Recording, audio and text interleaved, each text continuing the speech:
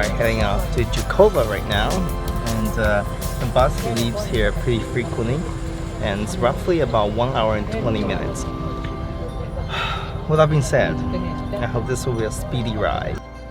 Once again, it's still early. I'm not here to sleep. Next up, I decided to check out the heart of the historic trading route during the Ottoman era, between Scroller, one of the most important ancient cities in the Balkans, and the capital, Istanbul.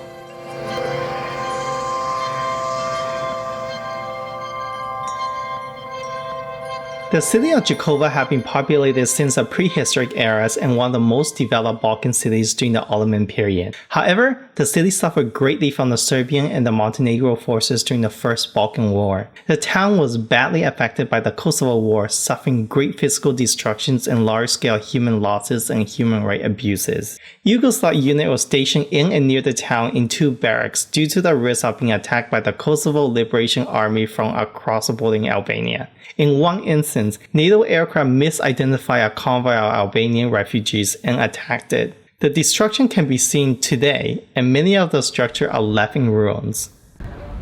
Now, major cities like Pristina and Pea pretty much already got rebuilt after the war, but there are still places like this city, which is less well known, and that's why I believe it's almost critical to have tourists come here, to have money coming in, to help them rebuild the infrastructures and create jobs for the local populations, because unemployment here is extremely high.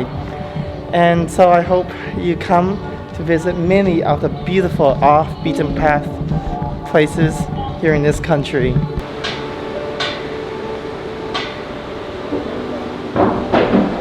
Our first stop is another monastery, but thank goodness it's closed. To be honest with you, I don't seem to mind. It feels like it's the only thing they have in this country. Sometimes being a solo traveler does have its downside, which is like going to places that you want to see but it's closed, like this monastery right here. So I hope that will not deter you from keep going. So I'm going to go to the next place I want to see. With that being said, let's get going. I kept on going to the nearby the old bazaar, dating from the 15th century. So this is a big bazaar here. As you can see, you can basically find everything.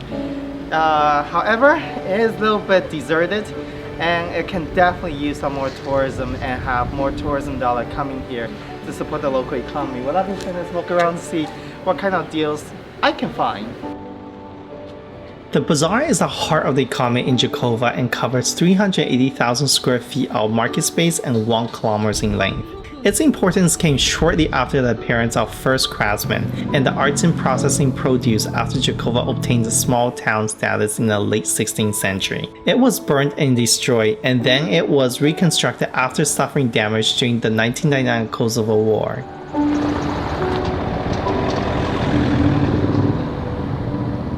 Many of the nearby landmarks, such as the clock tower, was also destroyed in the First Balkan War and recently rebuilt. Another one of the town's landmarks is Hadum Mosque, built in the last decade of the 16th century and named after its donor. A rectangular dome-shaped covered structure, it belongs to a classical form of mosque of the Islamic Kosovo style.